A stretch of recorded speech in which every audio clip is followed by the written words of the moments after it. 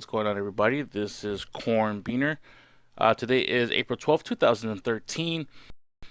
And the last video I made, I talked about this game a little bit. This is through the Eventhubs.com webpage. It is called Yatagarasu. It is a PC fighting game that was made independently by one of the artists of the King of Fighter franchise and also some of the coders and I believe players from the Third Strike series.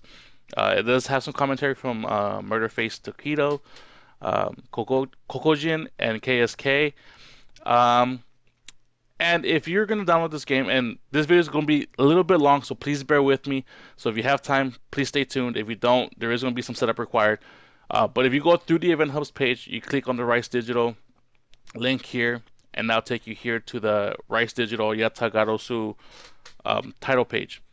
Okay, I was told in the last video through a comment, thank you very much, that this symbol here is the British pound, so this costs 799 pounds or 7 pounds and 99 trinkets, whatever it is that you call it out there. I'm sorry for my ignorance, but that's how much it costs. If you wish to buy the game, go to download now. New tab will open up. If you're using Chrome, I'm using Chrome, and it will ask you for your information, payment options for the USA. There, I paid 2 cents more for it like 18 hours ago. So I guess since our money is very fluctuate, right now it's 2 cents less as a 5 p.m. Pacific Standard Time. So it's 12.28. So I will gather that would be the range of what you're paying for this game, between 12.20 and 12.50, depending on how weak the US dollar is on that certain day or that certain hour. That's what you'll be paying. I paid 12.30, so I feel gypped. No, I'm playing. So enter your information, submit. You'll be taken to a receipt page at the very bottom. There'll be a link saying click here to fulfill shipment or click here to fulfill order. Somewhere on those lines, once you click on that, you will actually download the actual game itself. Alrighty. So I downloaded it. Oh, and before you leave this page, make sure that you download the online manual. It is in a PDF file format. So once you download it from here, again, have a PDF reader, it'll download, and you can just open it anytime you will. So I downloaded the game. Straight. I'm ready to play. Not quite. So we have here, I have it here on my M drive, which is my third hard drive, the Yatagarasu. Then this the Rice Digital folder itself. Sorry. And you have two launchers. One is for your online settings, which is the actual Yatagarasu launcher, and then you have one that's named Yatagarasu 4. You will launch it. It will be windowed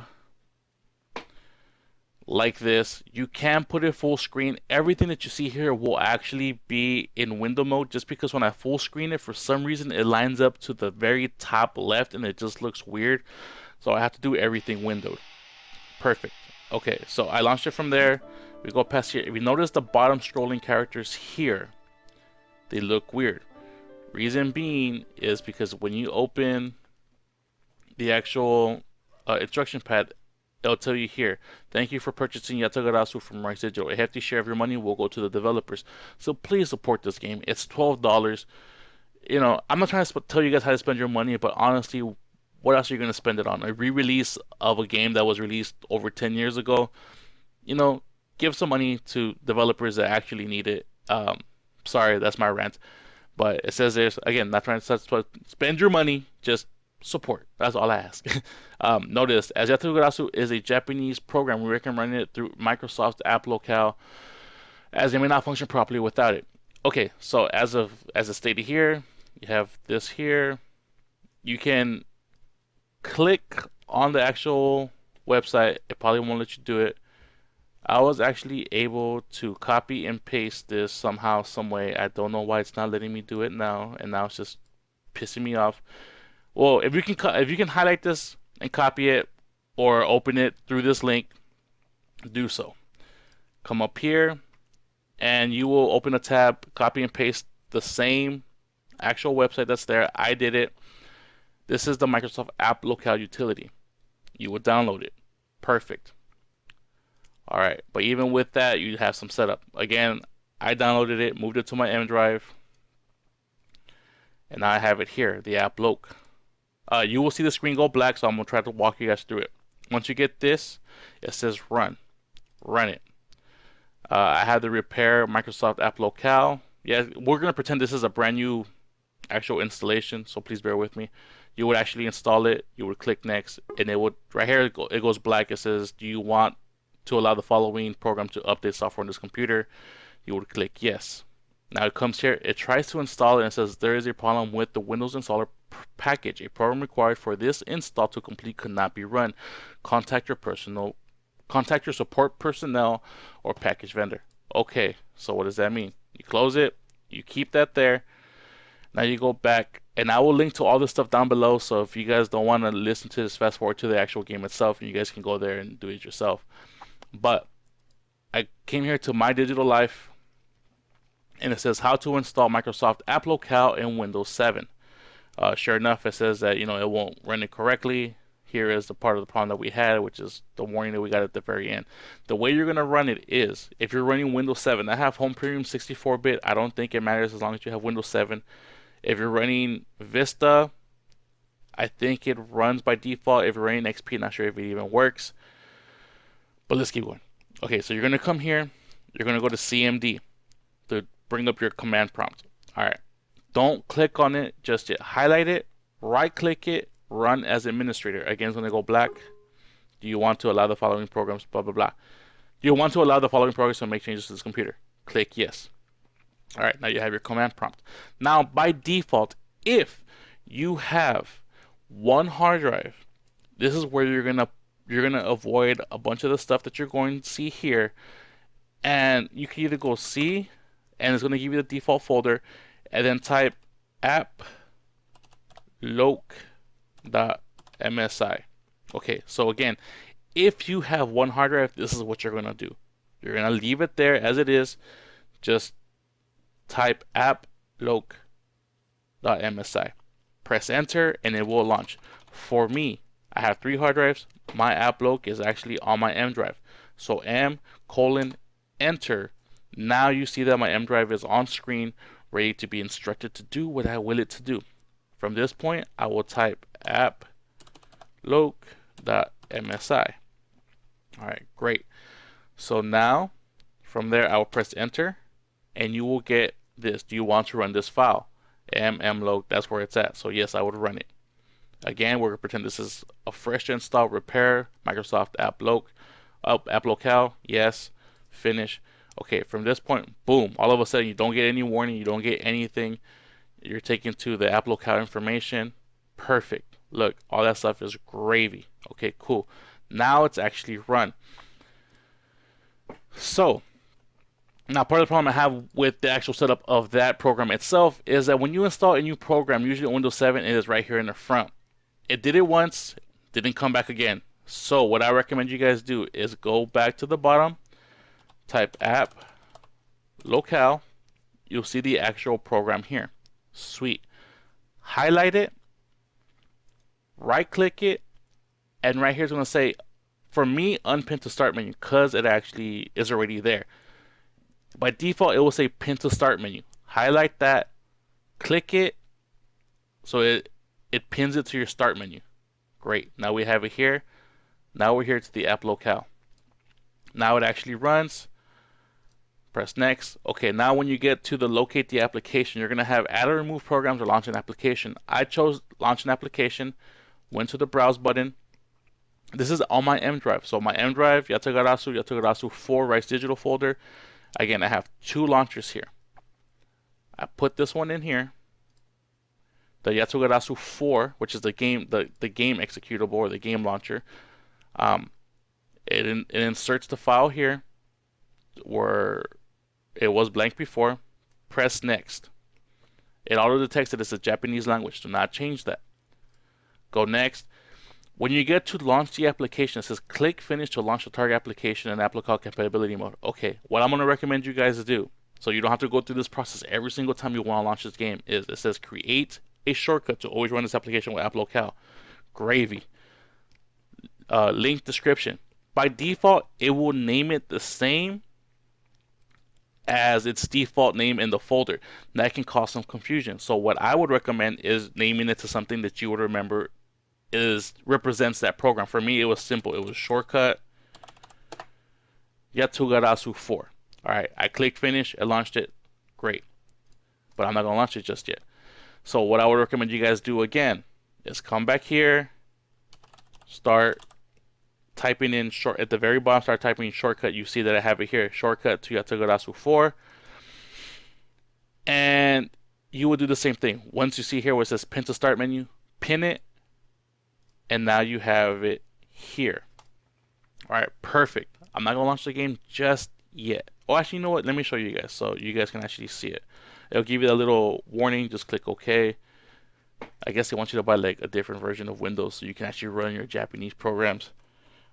Microsoft and their infinite ways to nickel and dime the consumers. Another rant. Don't worry about that. So once you launch it with Applocale and you get to the front screen, you'll notice all of a sudden the scrolling weird characters that were in the bottom are now. Did I even show this? Well, anyways, this used to be weird. Now it's Japanese characters. All right, great. There is one more thing that you have to set up here. Yatagarasu. All right, this is the launcher. This is where you're gonna do all your online settings. So if you launch it by default, the system itself will not know what to do with it. You start getting question marks, all these weird things. If you go to the instructions, to scroll all the way down, you'll come to realize that this is how you set up your online matches. Okay, so how do we fix that? Same process. Go to your start menu since you pinned it. Applocale, next. Look for it. Okay, this is the one you're gonna look for is the Yatagarasu launcher, which is for your online settings. Go here, you'll insert it there. Japanese, same thing. Create a shortcut. I made it a little bit easier for myself. I just named it shortcut online settings. I believe is what I named it, or online settings. I already have it, so I'm going to cancel it, but that's what I recommend you guys do, or something along the way so you know that this is what it's for. Okay, so I canceled it. Again, go down to the command prompt in the bottom, shortcut. I already have here, shortcut online settings for me. I right-clicked it, stuck it to my start menu, and went from there. Now I have everything I need for this game here. Shortcut to online settings. Yes. Bam. All of a sudden, all the question marks and everything else turns to actual Japanese characters. If we go to the instructions, it tells you in plain English everything that you need. You need to go to your router settings and open up ports 50055 and 50057. I honestly am lost as to how to do this right now. I will figure it out at one point. I do plan to have online matches for this just to kind of keep you guys excited, but it has everything here that you need. I will figure it out. I promise to you guys. You can launch it in Windows mode or full screen mode. If you launch it, just launch it here in Windows mode. If you launch this first prior to launching it, do not worry because it will launch it in compatibility mode. So even if you don't need to do changes to one and then do changes to the other and fear that it's not going to work. It'll work just fine. It'll be in compatibility mode from the start.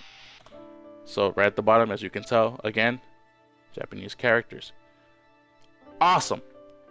We're not getting to the game quite yet. And I do apologize because this is some setup. Now, you can play the game with the keyboard, which is perfectly within your right. You can also play with the Xbox 360 control pad. If you want to play with the fight stick, you are going to need a 360 fight stick. That's just what you're going to need. Plain and simple. You're going to need a 360 fight stick. If you want to play it with a PS3 pad, because all you have is a 3SP pad, this will go along with the fight stick. So, what I want to show you guys is, you know what? I forgot to close this. I'm going to close this out. Okay. I have a PS3 fight stick. It doesn't work completely, none whatsoever. If you want to look for drivers on the internet to make it work, by all means, you're free to do so. Try it. But for me, my PS3 only stick will not work on the computer. It just will not register anything. So I currently have my 360 stick plugged in, which is actually dual modded, and it reads it as a regular 360 controller. We will go here to game control settings. As you can see, it reads it as a 360 controller. And as you can see, I have movement. As I'm pressing the buttons, you can see it. And actually, okay. As you can see, my high kick or my roundhouse, if we're watching Street Fighter, is registered as 5. By default, this will not be the case. By default, this 5 button will be registered as the trigger, which is the Z axis. And that will lead to a bunch of problems because the game itself, Yatagarasu, does not read analog signals. It only reads digital signals. So by default, if you plug in your machine without any proper drivers, you're going to be able to use 5 buttons and not your 6. If you have an 8-button stick, it's fine. I modded it, so all I have is 6 buttons, and it was reading as the Z axis. Okay, let's just say that this here does not exist and is actually this. How do we fix that? All right, perfect. Glad you guys should ask. Or at least I asked myself.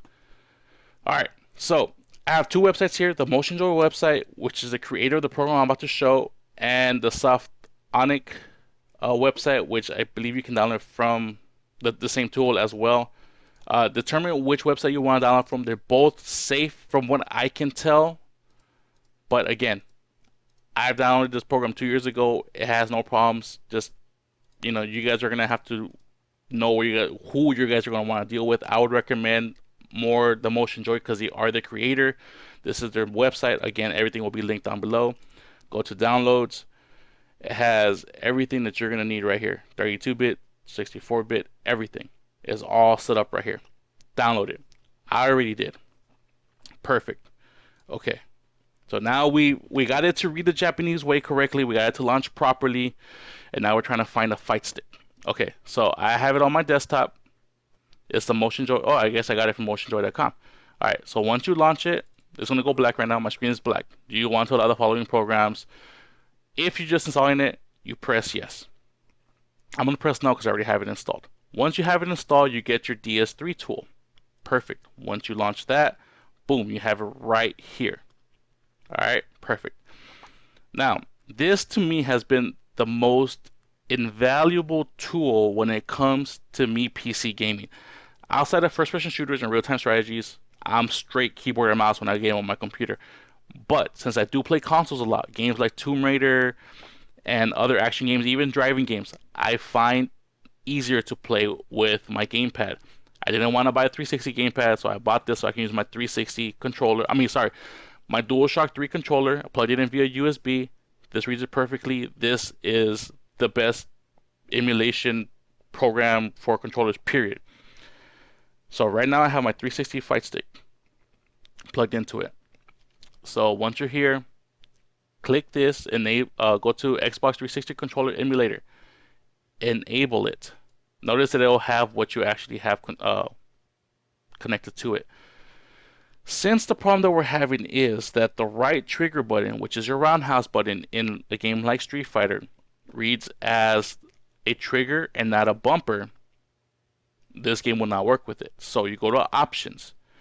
As you can see here, once you go to options, by default, it is on the DualShock 6-axis controller settings. So this will be what it looks like. What you want to do is come to the drop down, select Xbox 360 controller. Perfect.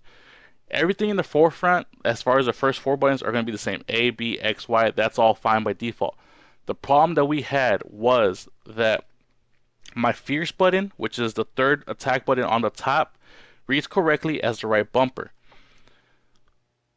The problem that we're having is that the roundhouse on the old TE sticks is actually the right trigger button, and that's an analog. So we're going to come down to the right trigger. We're going to change this to left bumper, and then we're going to go up to the left bumper button and change that to the right trigger.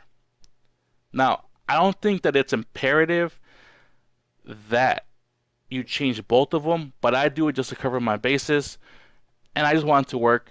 It works fine and dandy, so I do that.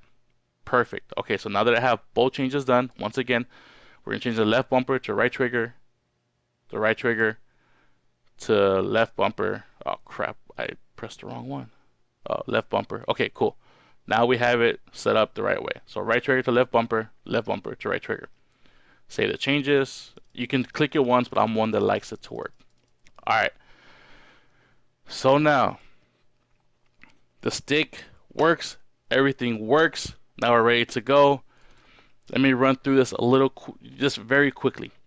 Alright, so it says, thank you for purchasing Yatagarasu, blah, blah, blah. Support them. Um, the fight system itself has a 4 attack button system, so you have a low punch, low kick, high kick, and then you have 2 parry buttons. They're known as the button locking buttons. You have a high and you have a low. Now, as far as what I can tell, the system actually works. It works in 3 ways. If you're going to be attacked low or be hit low, then you use the low parry button. We're gonna just call them parry buttons just to keep it simple. You're gonna use the low parry button. So if you're standing still, say you're trying like a pseudo dragon punch on here. If you jump at your character and they're trying to dragon punch you, then you're gonna press the low blocking button because it would hit you low. But if you're standing still, like on the ground, and they do it, you would press the high blocking button because it would hit you high. So you're not trying to parry the actual attack for the properties it has. You're trying to parry it by where it's going to hit you. If you're trying to do it in midair, believe you press both of them, and it should be a midair air block. It says here upper button blocking, lower button. I'm not sure if it's the way I'm explaining it. You guys can figure it out. I'm like a novice. I'm just trying to set this up. And then you have your midair. It has everything else you want. Your throws, unblockable attacks, and we'll go through it. Your everything else. So bam, you have this. It has 8 characters and it has the move list. Very simple, very old school.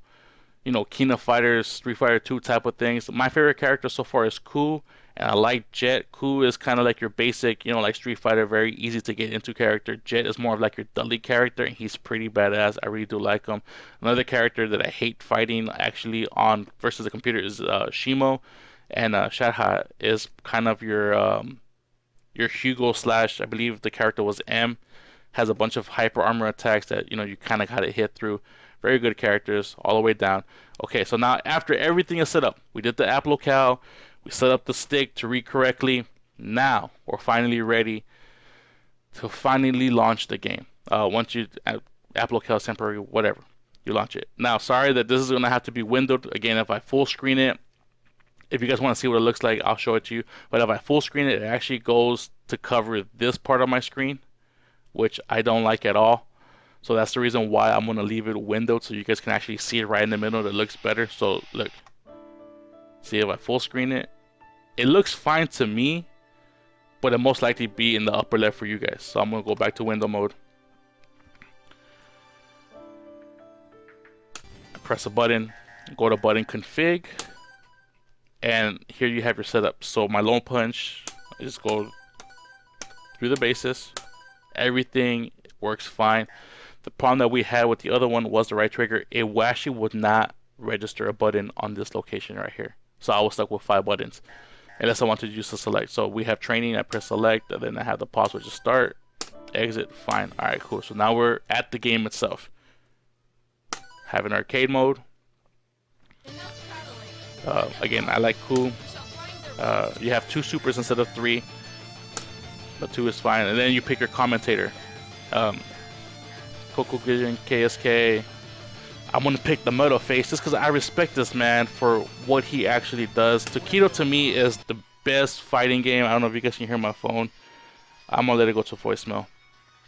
And Takedo to me is the best like fighting game player to me in the world. The dude plays a lot of games at a high level, and he's continuously always at the top. So mad respect to Takedo. He is by far probably my favorite fighting game player out there right now. Like, I don't know anybody who I would take above Takedo. In all honesty, I would put money on Takedo every single time. So this is the arcade mode. Everything is in Japanese, so you will be kind of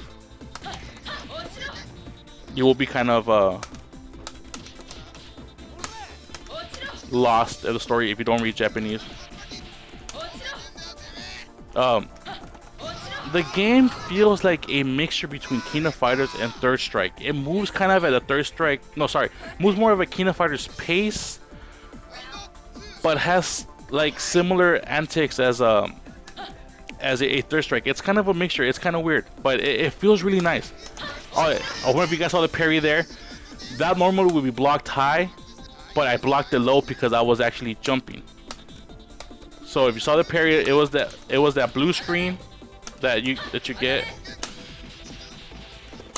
Oh jeez. And the execution in this game is straight old school. Like, you have to be on point. Like Third Strike, like King of Fighters, you have to be on point. There are no shortcuts in this game from what I can gather. You have to be on point, and I really do appreciate that they did not shortcut the game. I am a purist, and I believe that if you want to play these games, yes, accessibility is key to moving the community forward. But at the same time, you know, like, making it easier is not really what I consider accessibility. It's all about community. If, you know, if the community doesn't want to support their own games, then the game will die, and I don't think that's ever been a problem in the fighting game community.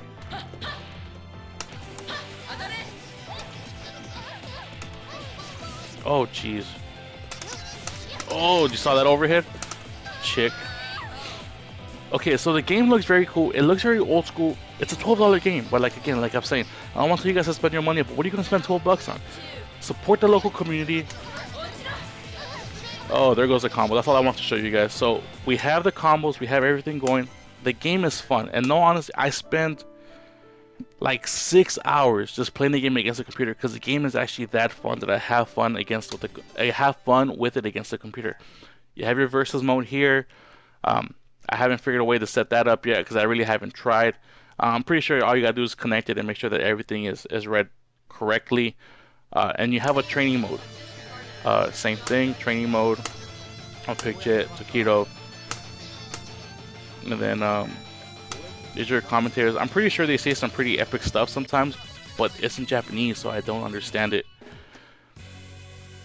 And this is your training mode. Training mode in this game is pretty standard. As you can see, it tells you the commands that you have, buttons you're pressing, your up parry, your low parry, you know, all this other stuff. So this is your overhead attack. If you press both punch buttons, that's an overhead. Every character has an overhead. You have your guard crushing attack or unblockable attack, which is your two middle buttons, similar to a focus attack in Street Fighter. You press your high kick, low kick, and you get that. That's unblockable. It crushes guard right away, and also you cannot parry that attack. So that's just strictly unblockable. You have your throws, which is low punch, low kick. You have your forward and your back.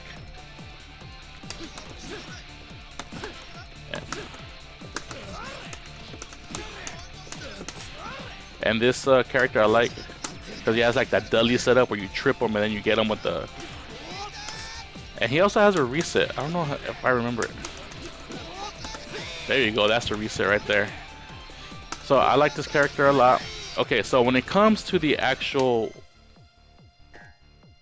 option, sorry, brain fart there, of what you have your dummy, you have your gauges, you have everything that you may need. Your guard crushes, your counters, your okami, your throw escapes, everything is already here. The one thing that I have not been able to figure out, and I do apologize, is if we go back to the game, as you see here, I can record. So now I can control this character here, the Shatha character, and record to what I actually want to, I guess, go up against.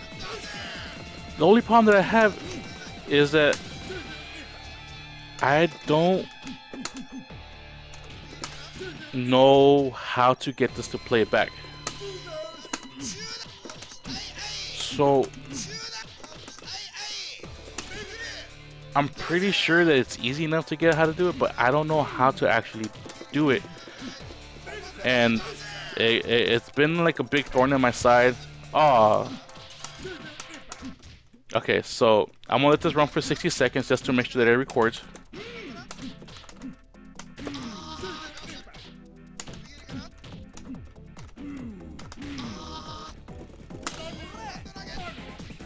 Okay, so now I'm back here. Okay, so we would go to training options, and as far as I can tell, I have, whoops, on 0. It says right at the very top, if you see it disappears and reappears, right at the very top of my monitor here, the commands that I put in. Not sure if that's the case, but that's what I'm thinking.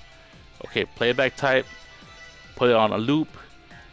I have all this stuff done, and I really don't know how to actually get this, like the playback. Like I press playback data here.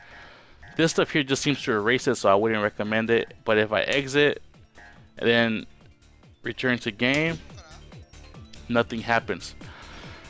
So what I've been doing, and it seems to work okay, because the computer tends to be somewhat smarter on here, or at least a little bit more difficult. And honestly, I've learned a lot about this game going through this. Just go to the training options, just put the dummy on CPU, and then, you know what, just go at it. They start off really slow, but see, like, they parry and all that good stuff.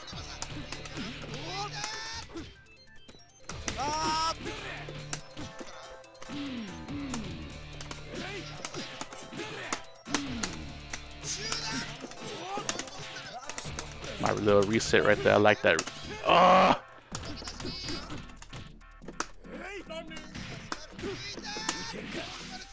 I get my dolly set up. So that's the training option there. Go back to the title screen. You have your network, you have your replays, you have your records online, and all that other good stuff. Key configuration, sound test. Sorry if everything sounded loud when the game's going. I really can't tell how loud the game's going to be when I'm playing it. So sorry about that. And that's it. So that has been my intro setup and everything for Yatagarasu. Honestly, for 12 bucks, you can't really do that much better. Unless you're gonna buy a re-release of an old game that's, you know, that's been the fad lately, or buy Skullgirls. Honestly, that would still be like, if you're gonna buy one between the two, I would buy Skullgirls. But if you have a little bit extra money and you want to support the community, the independent fighting game community, because it seems like this is gonna be the new push for fighting games, support it. It's 12.30 US, £8 roughly in the UK. I'm not sure what that translates into yen. It's probably like 1,000 yen. Either way, it's under 15 bucks. It's a fun game. I'm having a blast just playing it against the computer. I can't wait to actually get the network stuff actually going. And you know what? If somebody out there buys it, can figure out how the hell to get this to work, man, I'm so down to play online matches with you guys. I'll record them, or you can record them. We can put them on YouTube. We can have like this little YouTube community going for this game, and we can push it. Same thing goes for Skullgirls. I'm always on to play that game as well. I'm terrible at that game. I'm a little better at this game so far. But yeah, this has been Cornbeaner. I hope this has been somewhat helpful and interesting. Thank you guys for sticking by. I know this was a long ass video, but thank you guys so much, and I will see you guys next time. Bye.